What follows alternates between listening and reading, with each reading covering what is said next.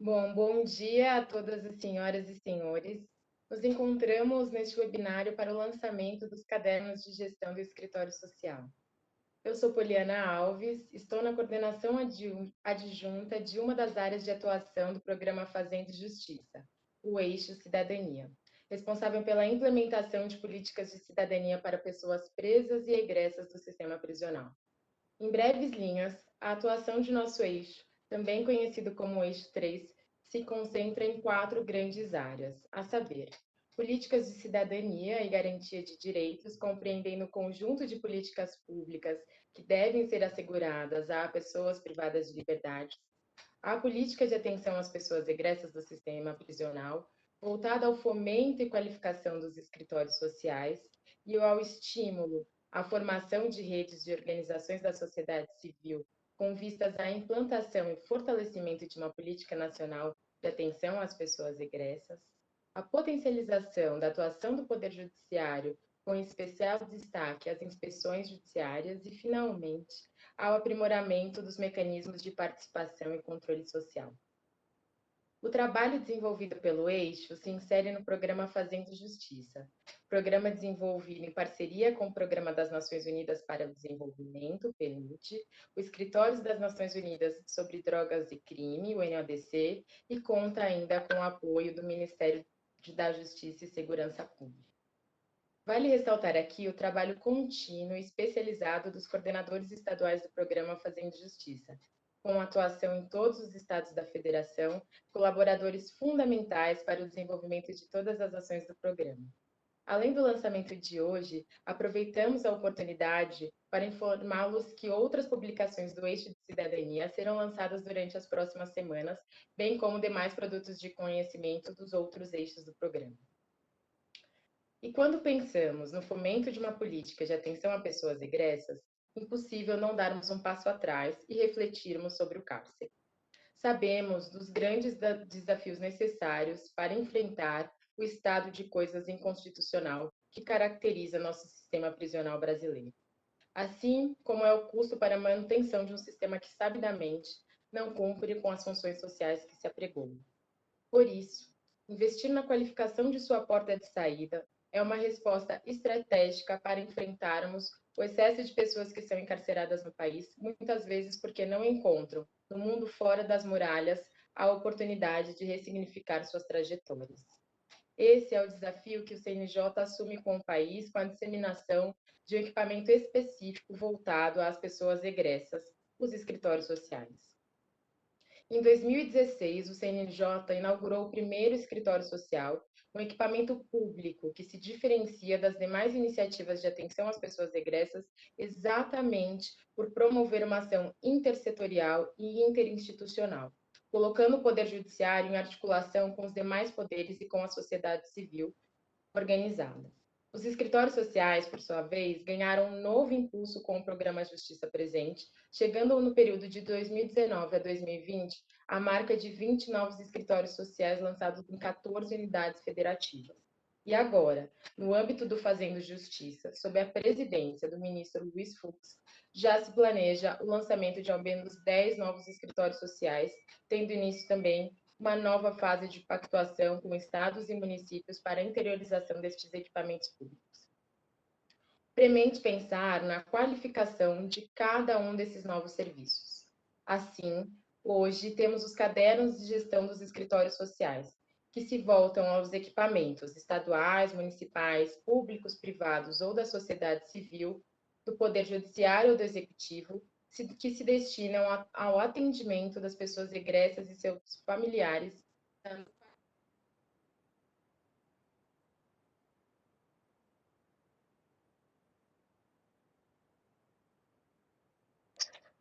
Estamos sem som, viu, Poliana?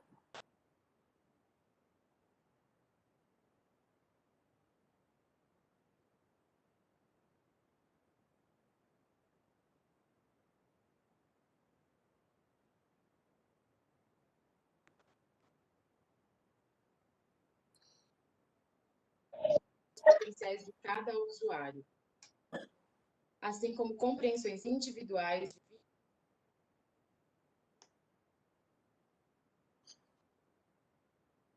Sem som.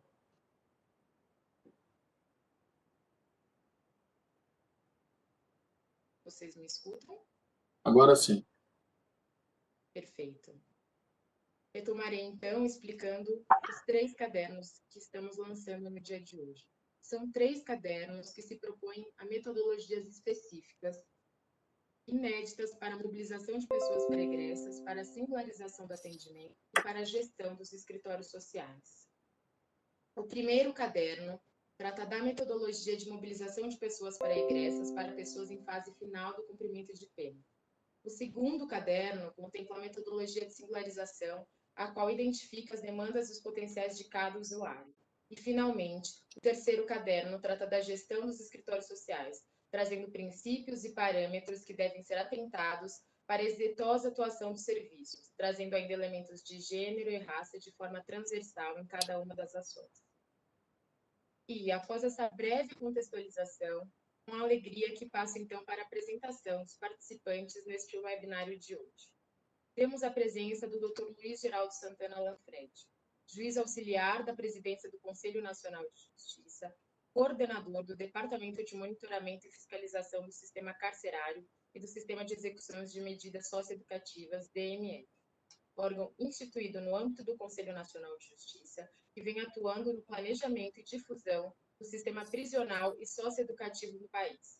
Também supervisiona, a partir do CNJ, as ações do programa Fazendo Justiça da gestão ministro Luiz Fux. Contamos também com a presença da professora doutora Maria Palma Wolff, doutora em Direitos Humanos e Liberdades Fundamentais, pesquisadora e autora de trabalhos na área penal e penitenciária e responsável pela autoria do Caderno 1, que versa sobre a mobilização de pessoas pré-egressas. E, por fim, contamos com a presença da professora doutora Thaís Faves, doutora em Ciência Política pela Universidade de São Paulo e professora colaboradora do Departamento de Ciência Política da Universidade de São Paulo, docente credenciada do Programa de Pós-Graduação em Ciências Sociais da Universidade Estadual Paulista, Unesp Marília, e consultora do Caderno 2, que versa sobre a singularização do atendimento.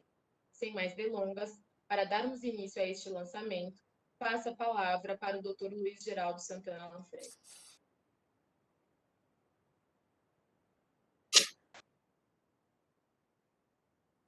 Cumprimentos a todos e a todas que nos acompanham em mais este webinário, hoje destinado ao lançamento dos manuais de gestão dos escritórios sociais. Uma especial saudação às colegas que participam dessa bancada, a Poliana, as professoras Palma Wolff e Thaís, principalmente pela participação que tiveram na realização desses documentos. O sistema prisional, o sistema socioeducativo do Brasil, sempre estiveram marcados por problemas estruturais graves, reforçados por responsabilidades difusas e pela ausência de iniciativas articuladas nacionalmente e fundadas em evidências e boas práticas.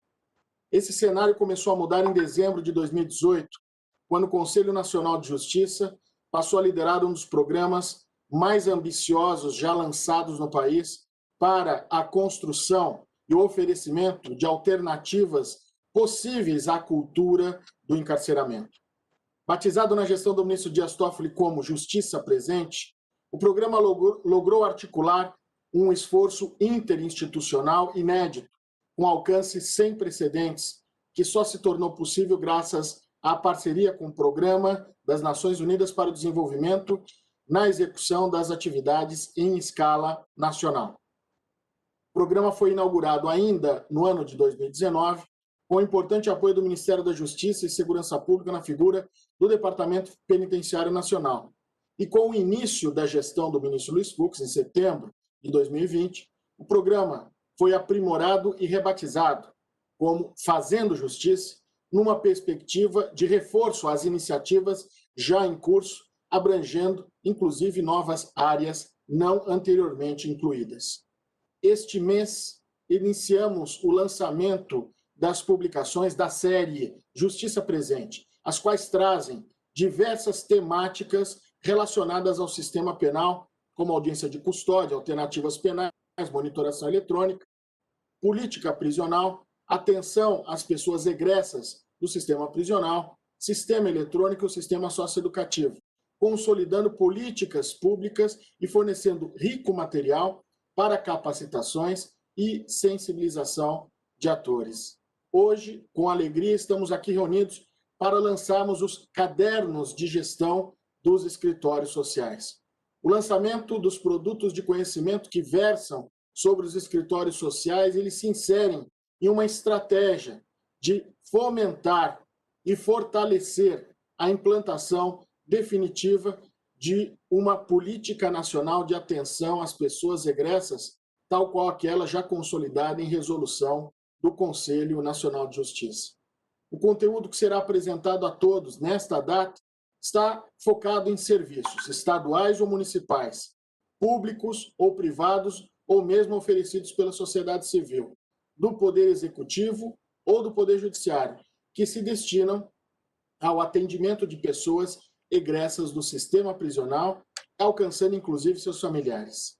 São 3 cadernos que auxiliarão gestores e profissionais na qualificação dos serviços, propondo metodologias específicas e inéditas para a mobilização de pessoas pré-egressas, para a singularização do atendimento e para a gestão dos escritórios sociais.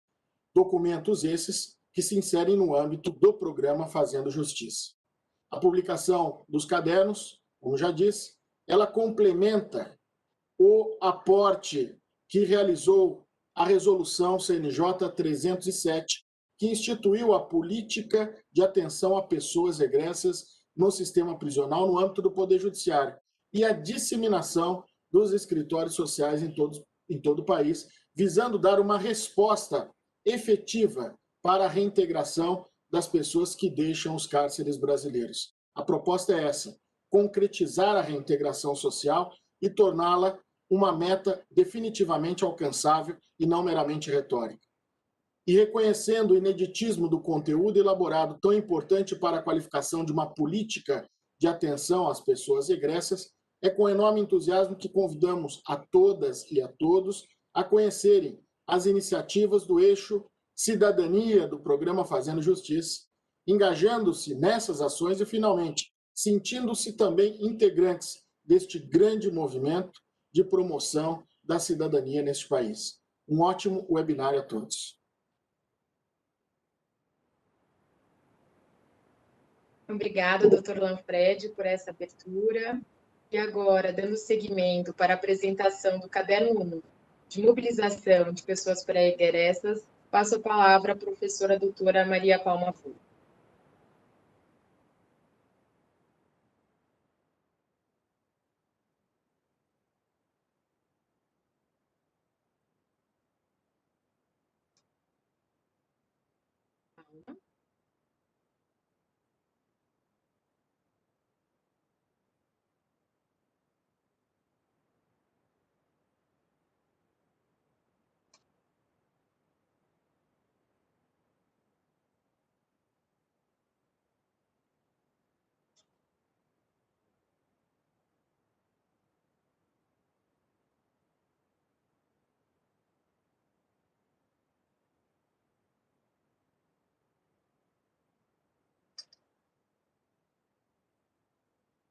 Estamos ouvindo a professora Palma, não é isso? É isso.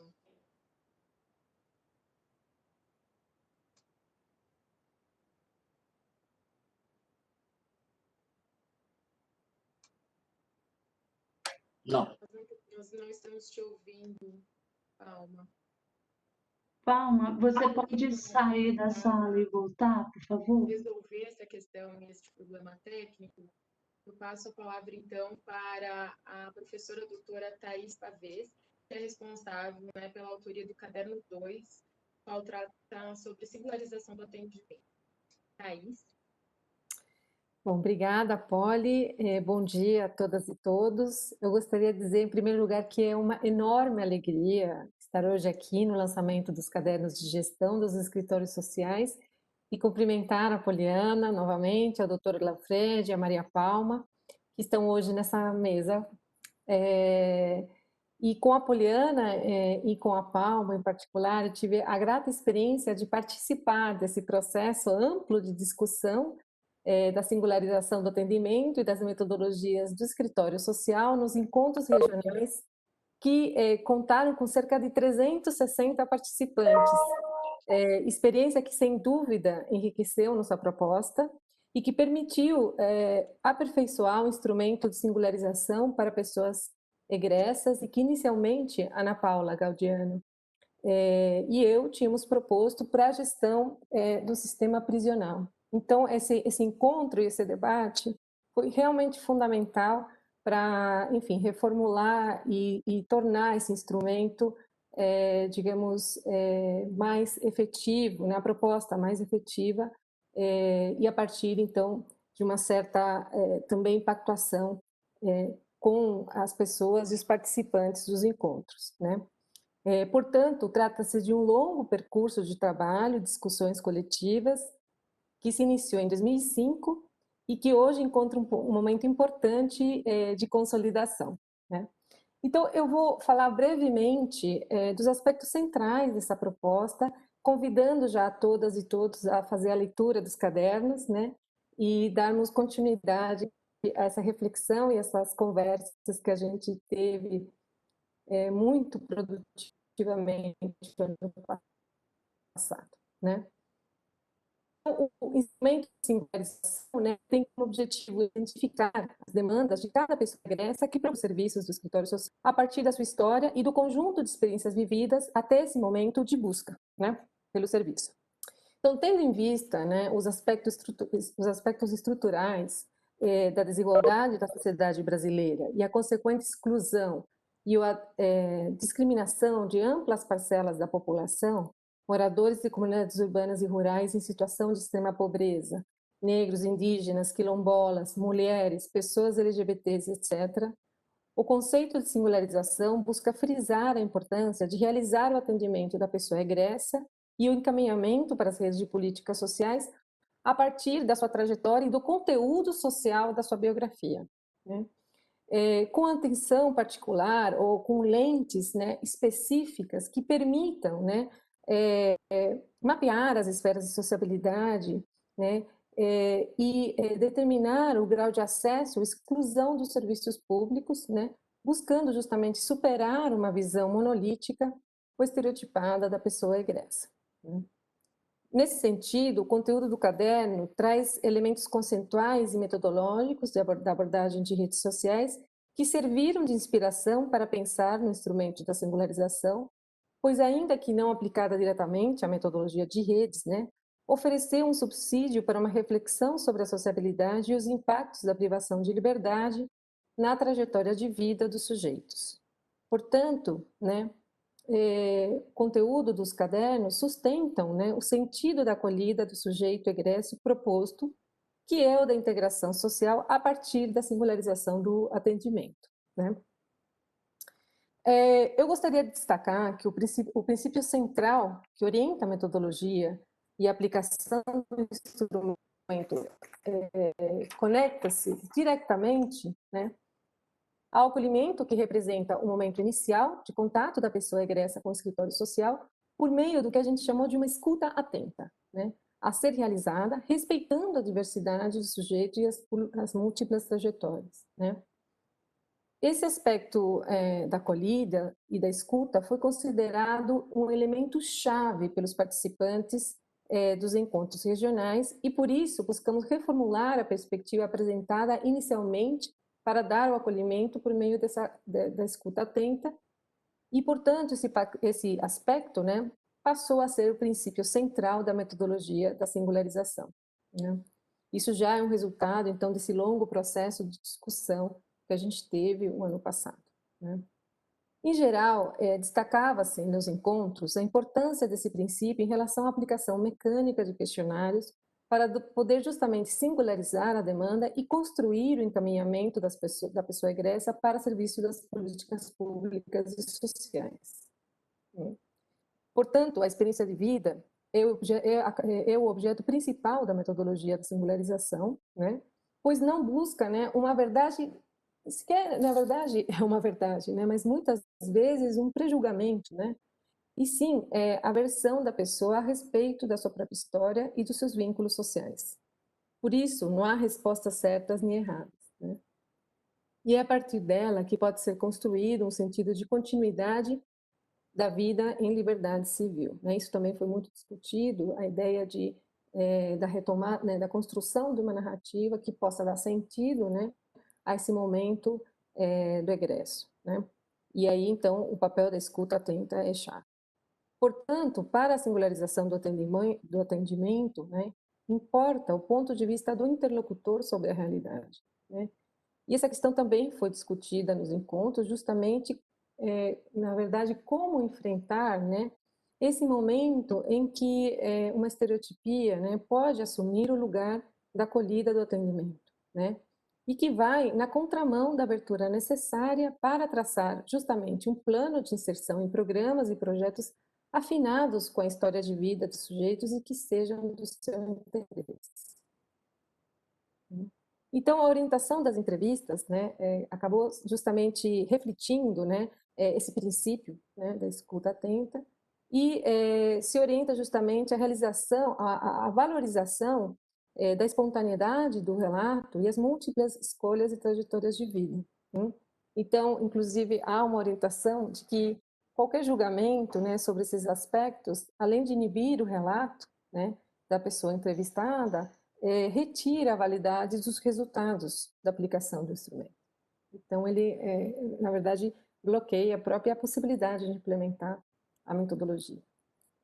Então, portanto, a prática da escuta que torna, então, concreto o acolhimento, né, e, ao mesmo tempo, produz o material para conhecer a trajetória de vida da pessoa em atendimento, né, para compreender como foi sua vida social, quais os principais eventos e mudanças, né, que ocorreram ao longo da sua vida, qual é o histórico dos seus vínculos sociais, como se organizavam no passado, qual foi o efeito do sistema prisional na sua rede pessoal e como se organizam no presente. Uma série de dimensões possíveis de ser aprendidas com esse processo, com essa escuta, né?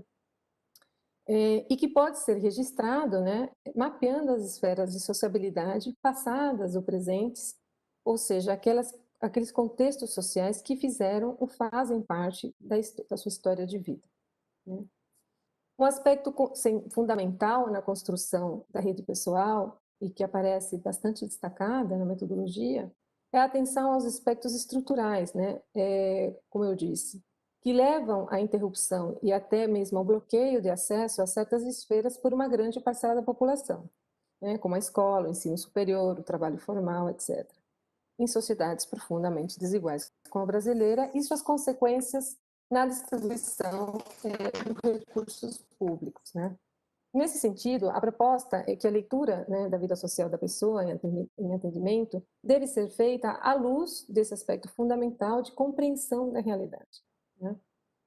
É de suma importância, portanto, registrar os vínculos e esferas passadas, como as do presente, né, de modo a que, por meio de um processo de ativação, valorização e recuperação da memória, sejam identificados interesses, potencialidades e esferas que podem ser mobilizadas ou retomadas para a elaboração da demanda ou que representam ameaças ou bloqueios às suas possibilidades de integração social e da vida, inclusive, né?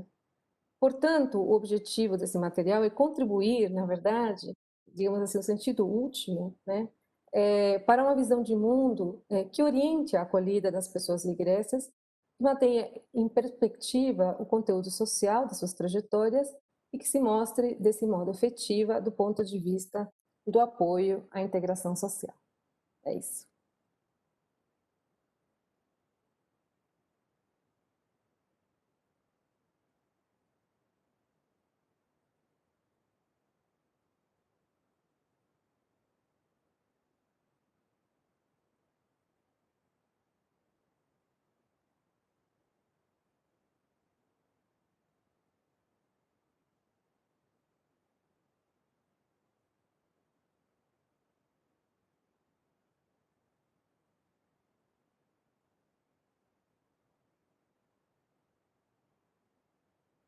Bom, obrigada, Thaís, por essa apresentação e explicação.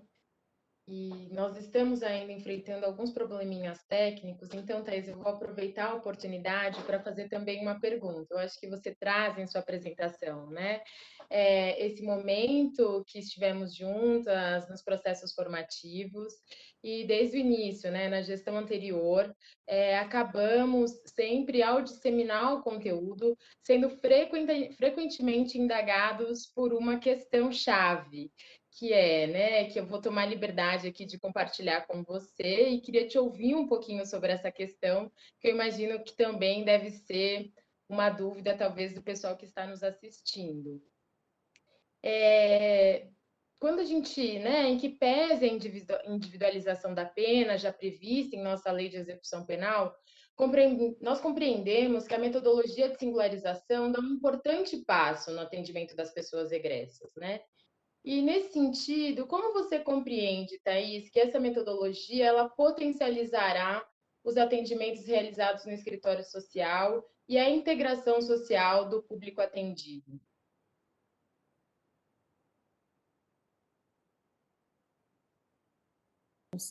E é bom você ter retomado, né, para ter mais uma oportunidade para falar sobre isso, né? A singularização, ela se baseia na compreensão de que os vínculos e as relações entre os sujeitos, né, e suas esferas sociais, na verdade, é numa compreensão, né, na verdade, de que esses vínculos, né, são importantes e que são fundamentais para pensar o percurso, né, de iniciar uma reflexão sobre o percurso e as possibilidades de, então, retomada, né, ou de retomada não, né, de continuidade nesse momento de vida após já a liberdade civil, né. A ideia da singularização, né, ela busca, de certa forma, contornar um pouco essa perspectiva da individualização, né, cujo foco recai sobre os atributos do sujeito, né, que são importantes para fazer cadastro, por uma série de outros aspectos da política sociais, mas que não são suficientes para pensar nessa ideia de na perspectiva da integração, né? Porque acaba, no fundo, deixando talvez um pouco mais silenciado, né, o conteúdo social da biografia do sujeito, né? Então, tanto do ponto de vista desses bloqueios aos quais eu mencionei, que são mais estruturais, né, como se não, de certa forma, como se não existisse uma sociedade, né? Não é que a individualização propõe isso, mas ao não, digamos assim, estarmos atentos a esse conteúdo social da biografia, acaba se disseminando, né, nas práticas, né, na visão de mundo, portanto, nas práticas, né, uma ideia como se não existisse sociedade e esse conteúdo social acaba um pouco eclipsado. Esse conteúdo, né, a ideia de singularização, né, ela também, enfim, a ideia é iluminar justamente esse aspecto, como também abrir, né, a possibilidade de uma escuta, né, que de fato torne efetivo o acolhimento, né, da sua trajetória como ponto central do plano de integração. Porque, é claro, nós temos aí uma proposta de acolhimento, mas a gente ficou pensando muito, a gente discutiu bastante, né? Qual é, digamos assim, a prática que efetivamente pode tornar a acolhida uma realidade, né? Então, por esse caminho, isso foi muito destacado nos encontros, as pessoas valorizaram isso como um aspecto central. A escuta, então, como um elemento chave para tornar realidade essa acolhida, né? Então, a singularização tem esses dois aspectos, né? Em relação, por exemplo, à ideia de individualização, né? Tanto esse olhar para o conteúdo social e, portanto, de reforçar a ideia que essas trajetórias existem numa sociedade determinada e que ela tem determinados aspectos, né? E que isso não pode ser negligenciado, né? Para pensar, né, nos futuros, né, nos planos, né? Como esse aspecto também da escuta atenta, que a gente chama escuta atenta, justamente um pouco uma espécie de reflexão crítica que também foi feita, né, em relação a esse atendimento mais mecanizado que um pouco bloqueia poderia eventualmente bloquear essa acolhida, né? Então, eu destacaria essas duas dimensões como, digamos assim, sendo um aspecto fundamental da singularização e que, do nosso ponto de vista, e pelo que a gente também pôde perceber nos encontros, dá um passo em frente, né, nesse sentido, em relação à política de ingresso. Perfeito, Thaís. Super obrigada.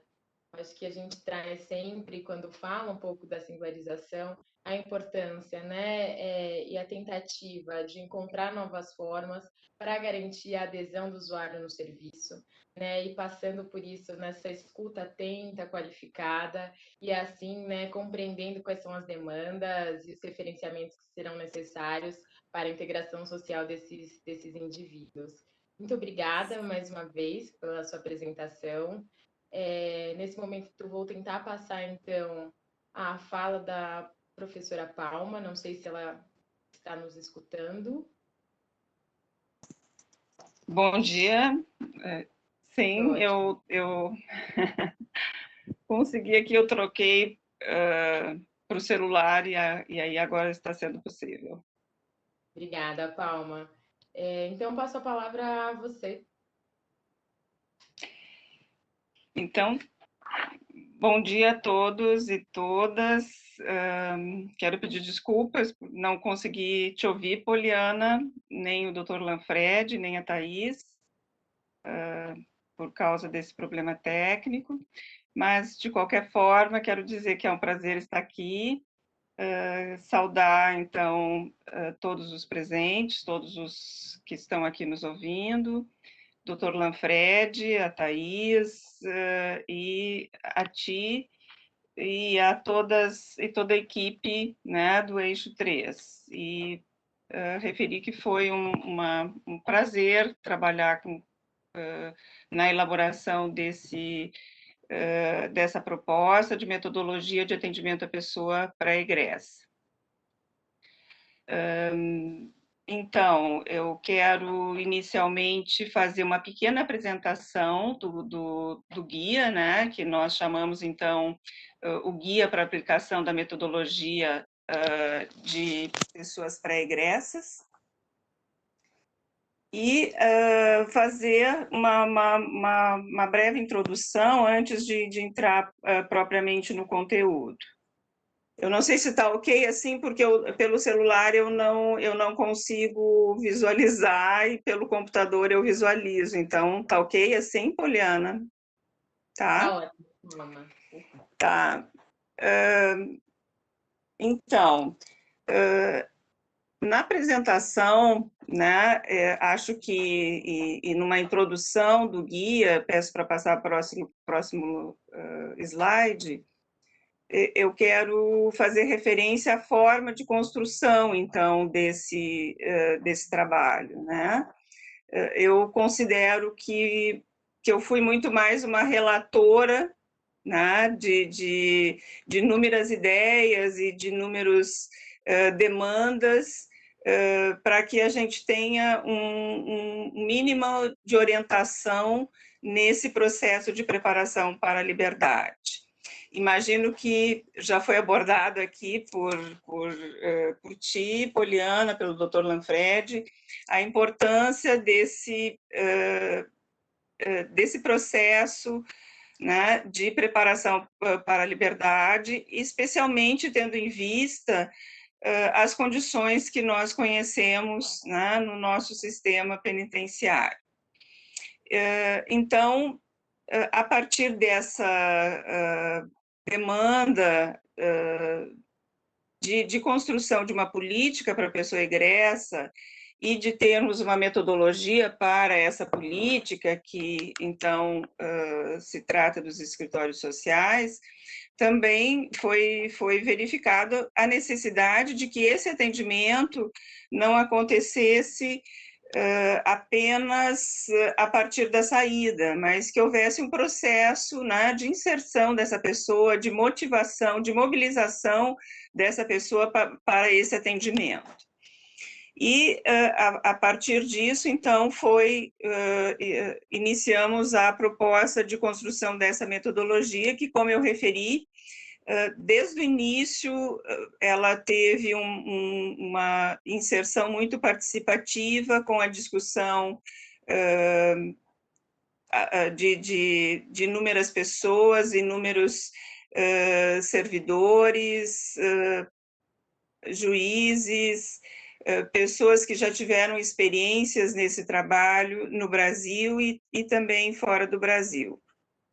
A partir disso foi delineado, então, a proposta, e nos encontros de formação, que foram realizados pelo Programa Justiça Presente no ano passado, fizemos uma abordagem, uma apresentação dessa proposta nesses encontros de formação que foram realizados em todo o Brasil. E, além disso, houve um momento de validação da metodologia em que estiveram presentes egressos e familiares. E também quero registrar aqui a supervisão, né, da coordenação do eixo, do Felipe Ataíde, da Poliana, que estiveram lado a lado na construção desse trabalho. Bom, são muitos os aspectos que a gente pode pensar para a justificativa dessa metodologia, né? As próprias condições carcerárias, a necessidade, o impacto da vida prisional, as dificuldades que essa pessoa já tem em sua trajetória, as dificuldades que certamente irá enfrentar quando da saída. Então, esses aspectos e o próprio descumprimento da lei de execução penal se encontram aí na justificativa desse trabalho, né, dessa proposta. Claro que ela foi uma proposta com uma preocupação muito concreta de ser aplicada, de ser um instrumento, mas, no entanto, certamente atrás de qualquer instrumento que se propõe existe fundamentos teóricos, e nós transitamos nessa elaboração em fundamentos oriundos dos direitos humanos, oriundos do garantismo penal e também da criminologia crítica, né? Pensando sempre nesse deslocamento da responsabilização da pessoa para o contexto social, ou na inter-relação dessa situação individual com todo o contexto social. É claro que uma proposta que envolva, né, o trabalho no âmbito ainda do cumprimento de penas privativas de liberdade, ele vai ter muitos limites, né? Vai ter limites em razão das próprias características prisionais, ele vai ter limite em razão das diversidades que nós temos no sistema prisional brasileiro, das capacidades ou não das equipes.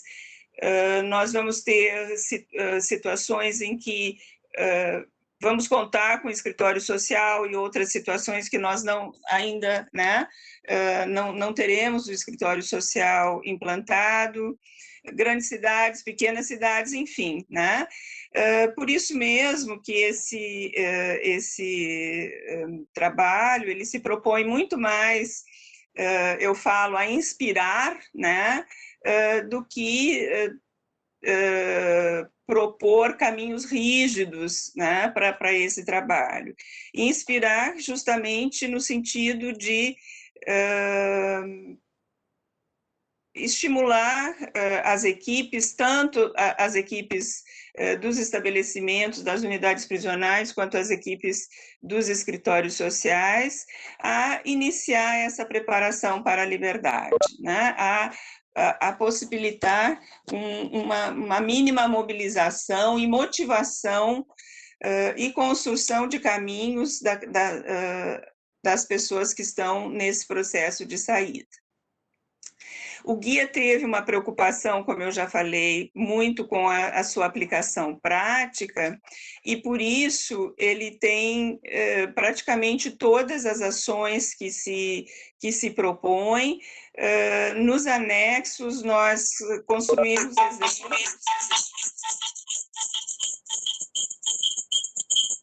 Alô?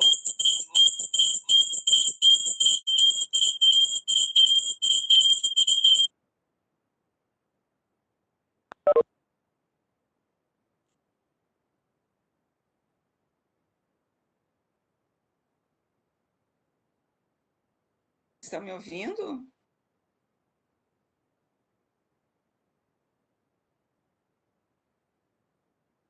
Sim, Palma, estamos. Então, como eu dizia que nós tivemos uma preocupação muito forte com a possibilidade de aplicação, né, com a realidade concreta que se coloca aí nas unidades prisionais. E por isso mesmo, nós, em cada ação que propusemos, nós construímos, na forma de um anexo, algum exemplo que possa mostrar, que possa exemplificar a possibilidade dessa ação. Então, por isso mesmo, o guia ele se estrutura em 4 partes, e a última parte que seriam os anexos, a 5ª parte que seriam os anexos, né? Então, 4 partes, porque nós temos a primeira parte que fala desses fundamentos, dos objetivos, do conceito, do que seria essa metodologia, dos princípios para a prática. Eu peço para passar o próximo slide.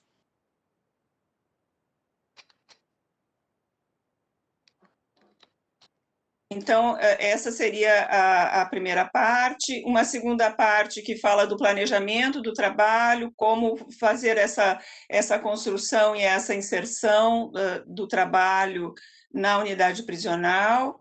Uma terceira parte, então, que fala do atendimento direto, que nós dividimos entre atendimento individual e a construção do plano individual de saída. E também centramos bastante força, digamos assim, numa proposta de realização de oficinas, né? Entendendo a importância da socialização, da discussão, da construção coletiva também de propostas. E uma última parte que fala de todo um aspecto que também nos parece bastante importante, que é o suporte técnico, ético, político, de comunicação para esse trabalho. Então, eu vou falar brevemente de cada uma dessas partes. A primeira parte, como eu falei, ela trata é a parte mais conceitual da metodologia, então traz os objetivos específicos e objetivo geral, né, que contorna essa proposta de possibilitar subsídios às equipes dos escritórios sociais as equipes das unidades prisionais, porque esse trabalho se pensa que ele pode ser feito em conjunto. Então, se delineia esse objetivo, e também se faz referência que é uma proposta para ser desenvolvida nos 6 meses anteriores à saída da pessoa presa em liberdade, ou também se pode pensar nos 6 meses anteriores a uma troca de regime. Se imagina que essa informação será procedida pelo sistema, pelo CEU, e que a partir daí, então, a pessoa poderá ingressar nessa proposta de trabalho, que depois eu vou detalhar um pouquinho mais desse processo de ingresso. Então, também nessa primeira parte, nessa parte dos fundamentos, nós fizemos uma pequena referência, né, aos marcadores da pessoa pré-egressa, destacando aí 3 questões, né? A presença da questão social na vida pregressa, durante o cumprimento da pena e projetando também que a questão social, a partir dos marcadores, né, das desigualdades de classe, raça, cor e gênero, também estão colocados aí como marcadores dessa pessoa. Nós também entendemos que faz parte da vida dessas pessoas uma vivência, uma desconsideração dos direitos individuais implementados, a partir da seletividade penal, a partir da forma como se dá o ingresso no sistema de justiça, as próprias condições, né, de cumprimento da pena privativa de liberdade indicam essa desconsideração dos direitos individuais. E também é uma pessoa que, por ter passado por esse processo de aprisionamento, ela terá consequências, e nós apontamos ali algumas das consequências que são normalmente registradas, que vão a partir de problemas de saúde, a questão da desvinculação familiar, comunitária, até a inserção ou o estar aí sujeito a pressões de todos os lados, inclusive, né, das organizações criminosas. Então, também nós propomos alguns princípios, né, para o desenvolvimento desse trabalho, que falam desse reconhecimento da realidade prisional, de uma preocupação que esse trabalho tem que estar inserido na realidade social, que tudo que nós colocamos aqui tem que ser lido, né, e olhado a partir dessa realidade social, territorial e comunitária, que essa prática ela deve ser pensada numa proposta de rede, numa proposta interdisciplinar e também que se contrapõe a uma proposta de trabalho endógena para dentro da prisão. Nós também propusemos como um princípio do trabalho o reconhecimento da pessoa pré-egressa como sujeito de direitos e uma proposta de que essa prática se dê com constante avaliação e crítica. E também uma preocupação com a participação nas ações, na participação tanto das pessoas sujeitas desse trabalho, quanto das organizações que participam, das instituições que participam, quanto da sociedade civil. E também nós sinalizamos quais seriam as instituições que deveriam se responsabilizar por esse trabalho, e colocamos aí algumas pautas para cada uma dessas instituições, que sinalizamos o Poder Executivo, através das prefeituras municipais, através das secretarias estaduais das políticas sociais e as secretarias estaduais de administração penitenciária, o Poder Judiciário também no âmbito das varas de execução, como no âmbito estadual, os conselhos de comunidade, entendemos que eles podem ser um parceiro importante desse trabalho, e só que é claro que fizemos essa pontuação porque, como eu falei, é impossível nós esgotarmos num trabalho como esse a complexidade tanto do cumprimento das penas, quanto das realidades sociais onde as unidades se inserem. Então, sinalizamos que, além dessas atribuições que referimos a essas instituições, é importante pensar de uma forma mais ampla outras possibilidades, as universidades,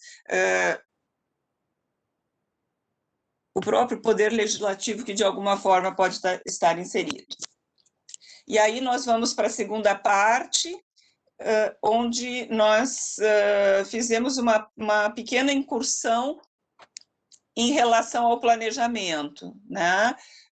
Fizemos uma proposta de organização dessa metodologia, uma proposta de explanação dessa metodologia nas unidades prisionais, porque nós sabemos que tem alguns entraves, que é necessário trabalhar em conjunto com a unidade prisional, senão o escritório social não terá, né, possibilidade de fazer essa interlocução, e pensamos que isso pode se dar a partir da construção de um diagnóstico situacional, um diagnóstico que possa apontar aspectos da realidade social, onde a unidade prisional está situada. Claro que é muito diferente nós pensarmos numa unidade prisional onde existe um complexo, como aqui no caso aqui do Rio Grande do Sul, charqueadas, que existem inúmeras prisões, ou mesmo uma prisão numa grande cidade, e uma prisão, um presídio regional, onde as relações podem ser realizadas de uma outra forma. Então, por isso, entendemos que esse mapeamento da realidade social pode também sinalizar com quem, né, é possível realizar parcerias, por onde também é necessário investir um pouco mais, através das secretarias municipais de políticas sociais, assistência, saúde, etc. Então, seria essa pontuação, esse mapeamento da realidade social e também da realidade prisional. Bom, de que população a gente está falando, qual é o fluxo de saída, como é uma população feminina, uma população masculina, uma população mista.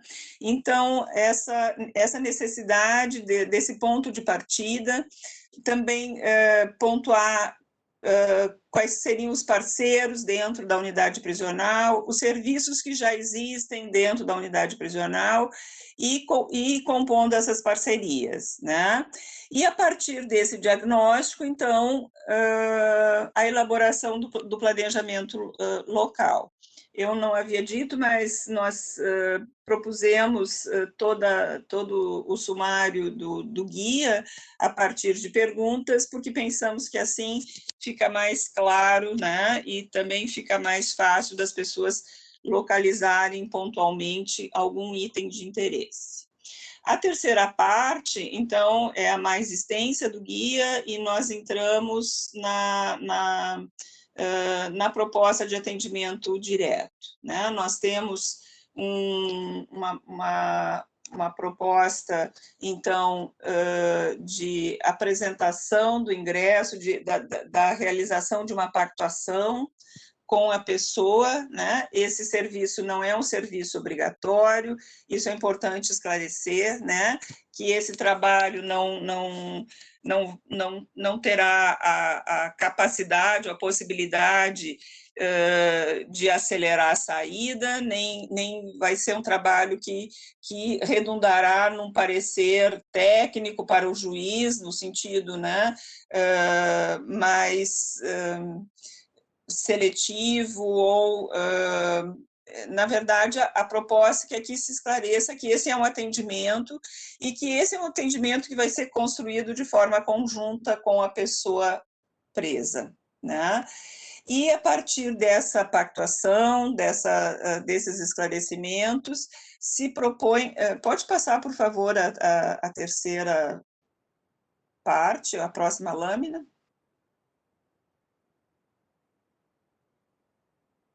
Bom, eu vou seguir, então, referindo que a centralidade, né,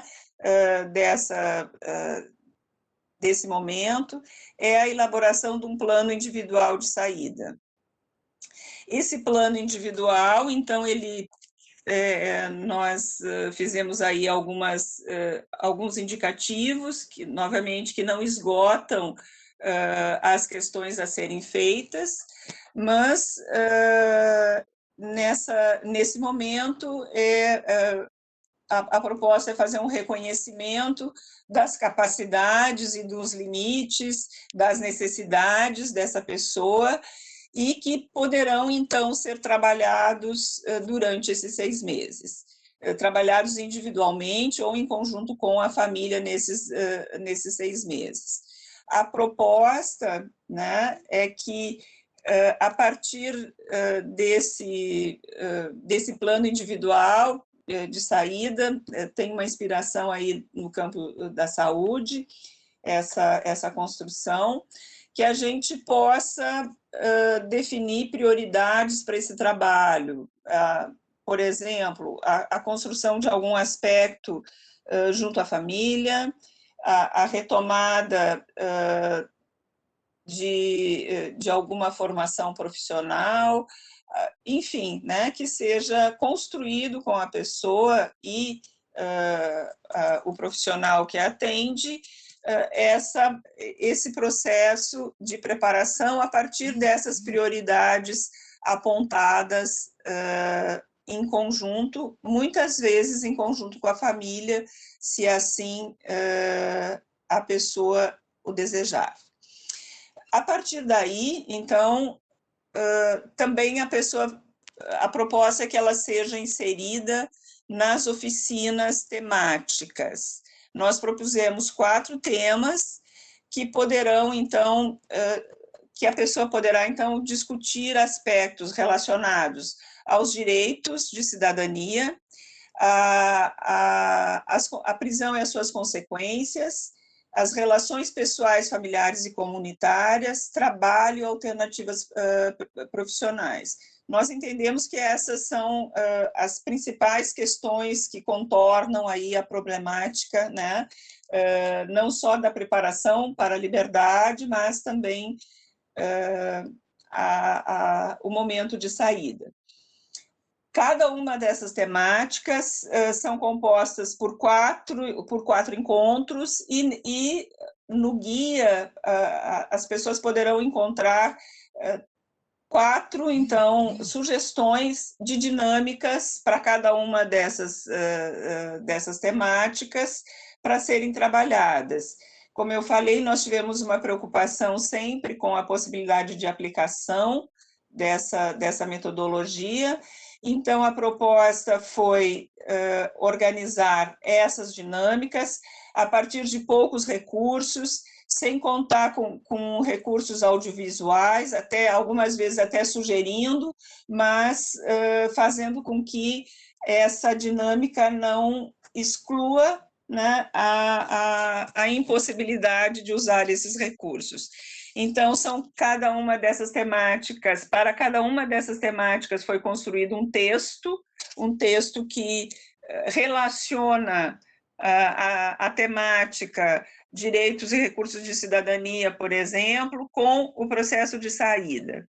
Esses textos foram construídos de forma muito singela, para possibilitar a leitura em conjunto, para possibilitar, inclusive, que ele seja impresso e distribuído para os participantes das oficinas.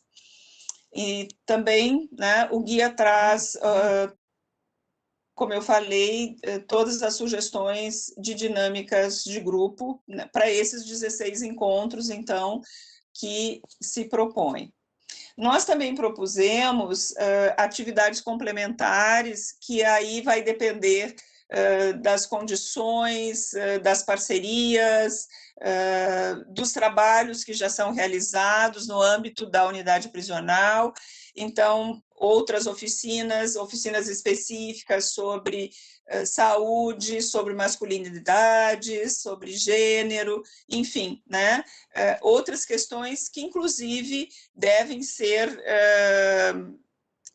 alvo, né, de discussão e de participação nas temáticas de todos os participantes.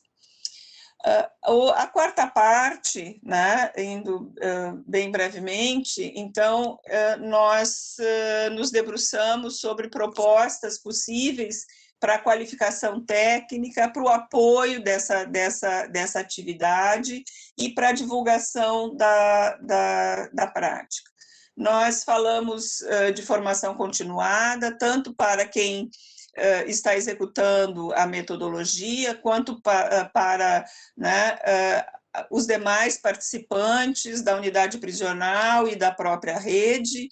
Nós propusemos também uma possibilidade de monitoramento e supervisão. Aí, então, também alguns elementos para avaliação dessa prática, que pensamos no conjunto dessas instituições que se comprometem com a execução, que de alguma forma possam participar desse processo de supervisão, avaliação e monitoramento dessa prática. Pensamos também em que é muito importante fazer a comunicação social, no sentido de divulgação das boas práticas, de uma divulgação interna na unidade prisional, da própria comunicação científica na possibilidade, né, do envolvimento de universidades, de realização de estudos em parcerias, e também, né, na divulgação para a rede. Aí, né, nós propusemos, tanto no atendimento individual, na construção do plano individual e do mapa de saída, uma articulação bastante estreita com as políticas sociais, especialmente com as políticas de saúde, políticas de assistência social e políticas de trabalho e educação. Então, essa divulgação para essa rede que porventura esteja participando, também entendemos ser bastante importante. E também nos debruçamos minimamente sobre os registros da prática. É importante que essas atividades sejam registradas, as atividades coletivas e as atividades mais administrativas, digamos, que sejam sempre relatadas, e as atividades individuais também é importante que seja relatado, mas aí pensamos na necessidade de consulta dessa pessoa, que, inclusive, para a realização dos encaminhamentos do mapa de saída, propusemos aí que a pessoa seja consultada no que é possível, no que é importante para ela, que seja, então, informado nos encaminhamentos, né? Então, a ideia é que, a partir desses atendimentos individuais, desses atendimentos grupais e dessa atividade aí que contorna todo esse atendimento, né, a supervisão, a comunicação, o monitoramento, a formação continuada, então se possa, ao final desse período e quando da saída da pessoa, nós temos um mapa individual de saída, né? Um mapa mesmo que diga as principais indicações, os principais caminhos, as principais possibilidades que essa pessoa, né, tem a partir das necessidades apontadas por ela mesma. O último slide, então, ele só traz um fluxograma desse trabalho, onde se coloca praticamente todas as atividades e onde fica demonstrado, né, esse fluxo da entrada, da construção do mapa de saída, a participação nas atividades individuais, grupais e nas atividades complementares, né? Posteriormente, então, a elaboração do mapa, e também propusemos que na elaboração do mapa de saída possa ser feita com essa pessoa uma avaliação desse processo que ela vivenciou nessa preparação para a saída, né? Esclarecemos que esse encaminhamento ele é prioritariamente para o escritório social, mas também que essa metodologia, como eu falei no início, quando da inexistência do escritório social, poderá, né, esse mapa de saída poderá instrumentalizar encaminhamentos para outras instituições, outras organizações aí, dos serviços sociais da localidade onde essa pessoa passará a viver. Então, eu fico por aqui, estou à disposição e registro novamente, né, meu agradecimento por ter sido possível participar aí desse processo tão importante e tão profícuo que é a construção dos escritórios sociais. Obrigada, Palma, por sua apresentação. Nós, pelo avançar da hora, estamos caminhando para o final do nosso encontro. Então, eu queria agradecer imensamente a participação, né, tanto sua, Palma, quanto de Thaís. Sem dúvida, a participação de cada uma de vocês abrilhantou esse nosso encontro. Agradeço ainda a todos os envolvidos na produção desses materiais, né? As professoras aqui presentes conosco, toda a equipe do Eixo 3, nas pessoas do Felipe, Sandra e Juliana, as colegas do DMF, né? Com especial destaque a Melina Miranda, que sempre nos apoiou e também fez a supervisão desses materiais, e todos os demais colegas do Fazendo Justiça. Sem dúvida também agradeço uma vez mais a participação do Dr. Lanfred por todo o apoio e por todo o seu trabalho à frente do programa Fazendo Justiça. E, finalmente, eu não poderia deixar de agradecer também aos familiares e egressos que participaram conosco dessa construção. Como diria Krenak, temos que parar de nos desenvolver e começar a nos envolver. Então, que nos engajemos também com essa pauta. E, finalmente, agora sim, finalmente, queria informar que todos esses materiais, né, esse é o lançamento do primeiro material de conhecimento do Eixo 3, mas teremos outros materiais e todos estarão disponíveis aqui no YouTube. Então, peço que disseminem esse conteúdo, compartilhem. Espero que cada um de vocês fiquem bem e que os encontre numa próxima. Obrigada a todas e todos.